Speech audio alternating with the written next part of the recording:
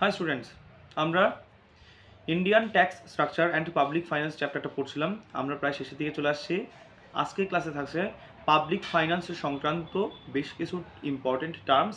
Total আমরা 8-9খানা important term পড়বো। তার মধ্যে আজকের ক্লাসটাতে শুধুমাত্র 4টা টার্মের মতো থাকছে। আমি সীমাবদ্ধ রাখবো। ধরলাম একটা টার্ম সম্বন্ধে অন্তত 2 মিনিট তো আমাকে বলতেই হবে, আর এরকম ইন্ট্রোডাকশন দিতে দিতে তো আর 1-1.5 মিনিট চলেই যায়। তো টোটাল 9-10 মিনিটের একটা আমি ভিডিও বানাবো 4টা টার্ম নিয়ে। আচ্ছা, প্রথম টার্ম আছে আমাদের হচ্ছে ক্রাউডিং আউট এবং ক্রাউডিং ইন। কি এটা? যে যখন গভর্নমেন্টের কাছে ফিসকাল ডেফিসিটের পরিমাণ অনেক বেড়ে যায়, তার মানে গভর্নমেন্টের কাছে টাকা খুব কম থাকে বিভিন্ন পলিসি চালানোর জন্য বা হচ্ছে গভর্নমেন্টকে চালানোর জন্য গভর্নমেন্টের মানে টাকার দরকার পড়ে। সেই ক্ষেত্রে কিন্তু মানে ফিসকাল কনসলিডেশন করলে পরিস্থিতি একটা খারাপের দিকেও সেদিকেও কিন্তু যাওয়ার সম্ভাবনা থেকে যায়।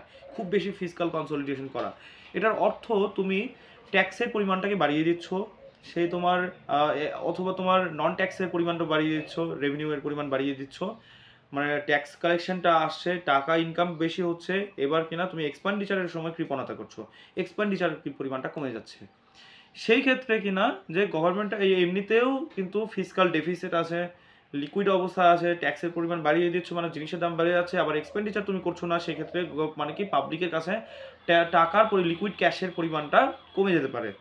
তো সেটা একটা ভয়ঙ্কর বিষয় হতে পারে। তুমি এটাকে ব্যালেন্স করতে পারো চাইলে, ফিসকাল কনসলিডেশন কিছুটা করলাম, আবার সঙ্গে মানে ডেফিসিট ফাইন্যান্সিং করলাম।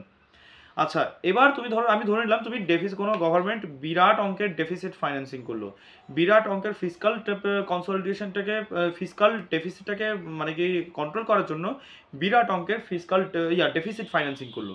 তবে কি হবে যে গভর্নমেন্ট কি করবে, পাবলিকের মানে কি বিভিন্ন কোম্পানির কাছ থেকে লিকুইডের পরিমাণটা তুলে নেবে, লোন নিয়ে নেবে, বা যাই হোক বন্ড বিক্রি করে হোক বা বড় করে হোক না কেন, বা লোন নিয়ে হোক না কেন, সে মানে মার্কেট থেকে প্রচুর অঙ্কের মানে কি টাকা তুলে নেবে।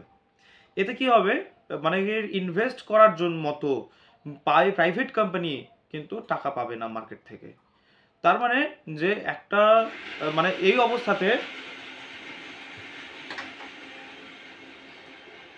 অবস্থাতে ধরো যে গভর্নমেন্ট সেই ডেফিসিট ফাইন্যান্সিং করার পর সেটা যদি রেভিনিউ এক্সপেন্ডিচারে খরচ করে, তবে কি না আমরা কি জানি, রেভিনিউ এক্সপেন্ডিচার থেকে কিন্তু জিডিপি বৃদ্ধি পায় না, খুব কমই হয় ইনডিরেক্টলি। তো রেভিনিউ এক্সপেন্ডিচার কোনগুলো? সবুজ সাথী, মানে তারপর তোমার হচ্ছে কি লাডলি বেহনা স্কিম, তারপর তোমার হচ্ছে কি বলে আরে লক্ষ্মীর ভান্ডার প্রভৃতি, এগুলো সবগুলো কিন্তু যে তোমার রেভিনিউ এক্সপেন্ডিচার। তো এই অবস্থাতে যদি রেভিনিউ এক্সপেন্ডিচার করা হয় তবে জিডিপি কিন্তু মানে বৃদ্ধির হার কিন্তু সেরকম বেশি আসবে না। আমি বলছি না যে এগুলো বন্ধ করে দেওয়া উচিত, কিন্তু একটা পার্টিকুলার কেসের কথা বলছি আমি। আচ্ছা, এবার আসি মানে এই অবস্থা যদি গভর্নমেন্ট ডেফিসিট, বিরাট অঙ্কের ডেফিসিট ফাইন্যান্সিং করার পর যদি সেটা রেভিনিউ এক্সপেন্ডিচার করে, তবে সেটাকে বলা হয় ক্রাউডিং আউট। আর যদি ডেফিসিট ফাইন্যান্সিং করার পর সেটা যদি ক্যাপিটাল এক্সপেন্ডিচারে আনে, তবে ক্যাপিটাল এক্সপেন্ডিচার আমরা জানি যে মানে কি কোনো একটা দেশের জিডিপি বৃদ্ধি পায় বা ইকোনমিক ডেভেলপমেন্ট হয়, সেই ক্ষেত্রে কিনা যে কিছুটা হলেও সুকুন তুমি পেলে, যে কিছুটা জিডিপি বৃদ্ধি হলো, যাক আমার খালি ডেফিসিট ফাইন্যান্সিয়াল লোন নিয়েছি সেটাকে আমাকে চুকাতে তো হবে, তার মানে আমি কিভাবে চুকাবো, সেটা আমি একটা ক্যাপিটাল কোথাও একটা ইনভেস্ট করি যাতে কিনা আমার কিছু টাকা ইনকাম হয়, সেখান থেকে আমি লোন পরিশোধ করে দিই। তো এই অবস্থা যদি তুমি ডেফিসিট ফাইন্যান্সিং করার পর যদি ক্যাপিটাল এক্সপেন্ডিচার করা হয়, তবে সেক্ষেত্রে বলা হয় ক্রাউডিং ইন। এবার আমাদের সেকেন্ড টার্মে আসা যাক, ফিসকাল ক্লিফ। কোনো একটি দেশের যদি মানে কি দীর্ঘ সময় ধরে ট্যাক্স কালেকশনটাকে কমিয়ে দেয়, মানে ট্যাক্স রেটটাকে কমিয়ে দেয়, ট্যাক্স রেট কমিয়ে দিয়ে অপর দিকে পাবলিক এক্সপেন্ডিচার মানে কি যে যদি বেশি করে, তবে কি হয়, গভর্নমেন্টের কাছে টাকা বা অর্থ কমে যায়, সেই ক্ষেত্রে পাবলিকের কাছে টাকার পরিমাণ অনেক বেশি বেড়ে যায়, লিকুইডিটির পরিমাণ বেড়ে যায়। তাতে কি এর পরবর্তীতে গভর্নমেন্ট স্কিম চালানোর মতো সেরকম কোনো অর্থ থাকবে না, বা ক্যাপিটাল এক্সপেন্ডিচার করার মতো হোক বা রেভিনিউ এক্সপেন্ডিচার করার মতো হোক না কেন, তার কাছে কোনো ক্যাশ থাকবে না। এই দীর্ঘ সময় ধরে চলার পর গভর্নমেন্ট যখন হুট করে মানে ট্যাক্সের পরিমাণটাকে বাড়িয়ে দেয় তখন এবং পাবলিক এক্সপেন্ডিচারটাকে কমিয়ে দেয়, তখন গভর্নমেন্টের কাছে পয়সা আসে এবং পাবলিকের কাছে পয়সার পরিমাণটা অনেক কমে যায়। তখন সেই ক্ষেত্রেও কিন্তু পাবলিকে যে মানে প্রাইভেট কোম্পানিরা যদি ইনভেস্ট করবে, যদি সেই ইনভেস্টের পরিমাণটা খুব কমে যায়। এই অবস্থাকে বলা হয় ফিসকাল ক্লিফ। আমরা এটাকে মানে ইউএসএতে বেশ কয়েক বছর আগে দেখতে দেখা যায়। আবার শ্রীলঙ্কার অবস্থাকেও তুমি এইভাবে মানে কি তুলনা করতে পারো, যে শ্রীলঙ্কা কি করেছিল, যে পাবলিক এক্সপেন্ডিচার বেশি করছিল এবং ট্যাক্সের পরিমাণটা কমিয়ে দিচ্ছিল। একটা সময় কি পাবলিকের কাছে বেশি টাকা কিন্তু গভর্নমেন্টের কাছে টাকা নেই, সেই ক্ষেত্রে ইনফ্লেশন রেট অনেক, মার্কেটের লিকুইডিটি থাকার জন্য অত্যাধিক বেশি ডিমান্ড বেড়ে যায় এবং একটা সময় আসে কি দ্রব্যমূল্যের দাম অনেক বেশি বেড়ে যায়। এই অবস্থাতে সেই দেশটাকে চালানোর জন্য গভর্নমেন্ট এবার কি করলো, ট্যাক্সের পরিমাণটাকে বাড়িয়ে দিল। তাতে কি হবে, যে ট্যাক্স বাড়িয়ে দিলে সেই যেটা ইনফ্লেশন অলরেডি হয়েছিল সেটা আরও বেশি ইনফ্লেশন হয়ে গেল। হ্যাঁ, তো আবার এক্সপেন্ডিচার আবার কম করছে, ট্যাক্স বেশি নিচ্ছে, তার মানে গোটা সিস্টেমটা কোলাপস হয়ে যায়। তো এটাকে আমরা মানে সাময়িকভাবে ফিসকাল রিলিফের সঙ্গে তুলনা করতে পারি। এবার থার্ড টার্ম হচ্ছে আমাদের ফিসকাল ড্র্যাগ। আমাদের ইন্ডিয়ান গভর্নমেন্ট বা যে কোনো গভর্নমেন্টের ক্ষেত্রে আমরা যদি বলি যে একটা গভর্নমেন্ট কি করে মানে ট্যাক্সের পরিমাণটাকে বেশি পাবে কখন, এক নাম্বার হচ্ছে যদি কোনো একটা মানে কি যদি দেশের নাগরিকদের যদি অটোমেটিক ইনকাম বেড়ে যায়, তার মানে ট্যাক্স স্ল্যাব, ধরো আমাদের ইন্ডিয়াতে 10 লাখ টাকা পার ইয়ার আছে, তার থেকে বেশি ইনকাম হলে তোমাকে ইনকাম ট্যাক্স দিতে হবে। যদি এমন হয় দেশের বেশিরভাগ নাগরিকদের ইনকাম বেড়ে গেছে, তার মানে অর্থনৈতিক উন্নতি হচ্ছে, তার মানে এর ট্যাক্স স্ল্যাবের পরিমাণটা কিন্তু অটোমেটিক বেড়ে যাবে। তার মানে মানে ট্যাক্স স্ল্যাবটা তোমার সেমই আছে, কিন্তু ইনকাম বেশি হওয়ার জন্য এক্সট্রা করে তাকে ইনকাম ট্যাক্স দিতে হচ্ছে। এই করে একটা দেশ মানে কি অনেক বেশি টাকা কামাতে পারে। আবার তো মানে সেটা একটু আগে কি বললাম, সেটা ডিরেক্ট ট্যাক্সের মাধ্যমে, ইনকাম ট্যাক্স যেমন, কর্পোরেট ট্যাক্স যেমন, হ্যাঁ, মিনিমাম অল্টারনেট ট্যাক্স দিতে যেমন আর কি। ইনকাম বাড়লে তোমার অটোমেটিক কিনা তোমাকে মানে গভর্নমেন্ট অটোমেটিক ট্যাক্স বেশি পায়। আবার ইনডিরেক্ট ট্যাক্সের মাধ্যমে তুমি ধরো জিএসটি বাড়িয়ে দিয়েছো, জিএসটি স্ল্যাবটাকে চেঞ্জ করে দিয়েছো, 6%-এর জায়গায় 9% করে দিয়েছো বা 10% করে দিয়েছো, এইভাবে গভর্নমেন্ট কিনা ইনকামের পরিমাণ বাড়াতে পারে। এবার কি হতে পারে, যে তার মানে গভর্নমেন্ট ট্যাক্স রেটটাকে চেঞ্জ না করেই অটোমেটিক কিনা মার্কেট থেকে টাকা তুলে নিচ্ছে। এই অবস্থাতে যে ইনফ্লেশন হয়, তার মানে যদি তোমার ইনকাম, পাবলিকের ইনকাম বেড়ে যায়, মার্কেটে লিকুইডিটির পরিমাণ বেড়ে আসে, লিকুইডিটির পরিমাণ যদি বেড়ে যায়, তখন কিনা তোমার জিনিসের দাম বেড়ে যায়। আবার যদি জিএসটি পরিমাণ বেড়ে যায়, তখন তার মানে কি, সেই যে দোকানি যে তোমার কি বলে যে কিনা পরিশ্রম করে ফ্যাক্টরি খুলে নিয়ে পয়সা কামানোর জন্য তোমার ইনভেস্ট করে বসে আছে, সে তার তো লাভ রাখতেই চাইবে, আবার উপরন্তু ট্যাক্স নিতে চাচ্ছে গভর্নমেন্ট বেশি করে, সেই ক্ষেত্রে কিনা প্রোডাক্টের দাম বেড়ে যায়। তার মানে আমরা বুঝলাম একটা প্রোডাক্টের দাম দুটো কারণে বেড়ে যায়, একটা হচ্ছে কি মানে কি পাবলিক ইনকামের জন্য, পাবলিক ইনকাম বেশি হওয়ার জন্য, 2 নাম্বারটা হচ্ছে কি যে ট্যাক্সের পরিমাণ, ইনডিরেক্ট ট্যাক্সের পরিমাণটা বেড়ে যাওয়ার জন্য। এই দুটো কারণে মানে কি গভর্নমেন্ট ট্যাক্সের পরিমাণ বেশি পায়, যদিও সেটা ট্যাক্স রেট যদি ফিক্সড থাকে।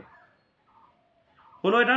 আচ্ছা, এবার আসি আমরা, মানে আমরা যে জিনিসটা ডিসকাস করছি সেখানে কিনা ট্যাক্স রেটটা আমরা বাড়িয়ে দেইনি, ধরলাম আমরা যে ইনফ্লেশনটাই বেশি হচ্ছে, মানে অন্যান্য কস্টিংয়ের পরিমাণে কারণে অন্যান্য প্রোডাক্টের দাম বেড়ে যাওয়াতে, কারণ কি ডিমান্ড পুল ইনফ্লেশনের জন্য ইনকাম বেড়ে যাচ্ছে, সেই কারণে হতে পারে। তার মানে একটা হচ্ছে ইনকাম বেড়ে যাওয়ার জন্য, আর একটা হচ্ছে কি তোমার ইকোনমিক ডেভেলপমেন্টের জন্য, আর একটা হচ্ছে কি তোমার মানে কি যে কি বলে ইনফ্লেশনের কারণে গভর্নমেন্টের কাছে টাকার পরিমাণ বেড়ে যায়, ইনকামের পরিমাণ বেড়ে যায়। কিন্তু এখানে একটা প্রবলেম আছে, তাহলে এইভাবে কিনা যে একটা সময় আসবে কিনা যে মার্কেটে টাকার পরিমাণটা কমে যাবে, তখন কিনা একটা অবস্থা আসবে পাবলিক কনজামশনটা যেমন আগে যেমন ছিল তার থেকে সামান্য কমতে পারে বা সেখানেই রইলো, কিন্তু ডিমান্ড সেই পরিমাণ থাকবে না, কারণ মার্কেটে লিকুইডিটির পরিমাণ কম হয়ে গেছে। সেই ক্ষেত্রে কিনা জিনিসের দাম কিন্তু কমার একটা সম্ভাবনা থেকে যায়। এই অবস্থাকে বলা হয় ফিসকাল ড্র্যাগ। ক্লিয়ার হলো? তার মানে হচ্ছে এবার আসি আমরা অফ বাজেট লায়াবিলিটিস। গভর্নমেন্ট বাজেটের সময় লোন নেওয়া হোক বা বরোয়িংসে হোক না কেন, এগুলো ছাড়া যদি কোনো নন প্ল্যানভাবে গভর্নমেন্টের লায়াবিলিটি চলে আসে, তখন সেটাকে বলা হয় of budget liability. For example কি ধরে নাও যে সৌদি আরব থেকে তেল আসছে, তেলের দাম ওখানে বেড়ে আছে, তো আগে যেটা 70 টাকা ছিল সেটা এখন 100 টাকা হয়ে যাচ্ছে। মানে কোম্পানি ইন্ডিয়ান অয়েল তোমার তেল বেচার সময় 100 টাকায় বেচতে চাচ্ছে, কারণ কি তেলের দাম বেড়ে গেছে। এবার গভর্নমেন্ট কি করলো, চাইলো যে না, আমি যদি এই ক্ষেত্রে যদি তেলের দামটাকে বাড়তে দিই, তাহলে প্রোডাক্টের দাম বেড়ে যাবে, তখন ইনফ্লেশনটা অটোমেটিক হয়ে যাবে। তো এটাকে কন্ট্রোল করার জন্য গভর্নমেন্ট কি করবে, যে সেই তেলের মধ্যে সাবসিডি দিয়ে দিল। কীভাবে সাবসিডি দেবে, তখন হচ্ছে কি যে একটা বন্ড বিক্রি করে হয়তো সাবসিডি দিয়ে দিল, যে তুমি 70 টাকা লিটারেই তুমি তেলটাকে বিক্রি করো, বাকি 30 টাকাটা আমি দিচ্ছি, তবে সেই টাকাটা আমি এখন দেবো না, তোমাকে আমি একটা বন্ড দিয়ে দিচ্ছি তার দরকার পড়ে, যে 30 টাকার আমি একটা বন্ড দিয়ে দিলাম, সেই গোল্ডে বন্ড হোক বা হচ্ছে কি ব্রিজের ইনফ্রাস্ট্রাকচারাল ক্যাপিটাল বন্ড হোক না কেন, যাই হোক না কেন, একটা বন্ড সেই 30 টাকার আমি বন্ড দিয়ে দিলাম, ব্যাস ও খুশি হয়ে গেল। কিন্তু সে লিকুইড ক্যাশ পাচ্ছে না, তার মানে কি বছর বছর সেটা আমি ধরলাম 3 বছরের জন্য বন্ড আমি দিলাম, তার মানে সেই 3 বছরে যে মানে কি ইন্টারেস্ট যে হলো, সেই ইন্টারেস্ট সহ যে লিকুইড ক্যাশ মানে বন্ডের মাধ্যমে যে ইনকাম করলো, সেটা হচ্ছে তোমার নিয়ে নেবে প্রাইভেট কোম্পানি, আর বাকি বন্ডটা গভর্নমেন্টকে ফেরত দেবে। অথবা যে গভর্নমেন্টে যখন অন্যান্য বন্ডের থেকে যে ইনকামটা হলো, সেই ইনকামটা গভর্নমেন্ট হচ্ছে গিয়ে সেই প্রাইভেট কোম্পানি বা পাবলিক কোম্পানিকে, পাবলিক সেক্টর আন্ডারটেকিং বা পিএসসিকে টাকাটা দিয়ে দিল, আর সেই বন্ডটাকে ফিরিয়ে নিল, এভাবেও হতে পারে। অথবা পার্মানেন্টভাবে বন্ড দিয়ে দিতে পারলো। তো এটাকে বলা হয় অফ বাজেট লায়াবিলিটিস। তো এটা কি না, যে তেলের দাম বৃদ্ধি হবে এটা কিন্তু গভর্নমেন্ট জানতো না, এটা মানে কোনো কারণে, অটোমেটিক কারণে, সেটা বিদেশের বা অন্যান্য রাজনৈতিক কারণ হোক বা সেখানকার অর্থনীতির অবস্থা হোক না কেন, ইনফ্লেশন হোক না কেন, সেই কারণে কিন্তু তোমার মানে মানে দাম বেড়ে গেছে। তো সেই ক্ষেত্রে গভর্নমেন্টের বাজেট ছাড়াও একটা এক্সট্রা লায়াবিলিটি চলে আসলো, এটাকে বলা হয় অফ বাজেট লায়াবিলিটিস। ঠিক আছে, আজকে এই পর্যন্ত থাক। 5টা টার্ম সম্বন্ধে আমরা পড়াশোনা করলাম, নেক্সট ক্লাসে আমরা বাকি 4টা টার্ম নিয়ে পড়াশোনা করবো। ওকে।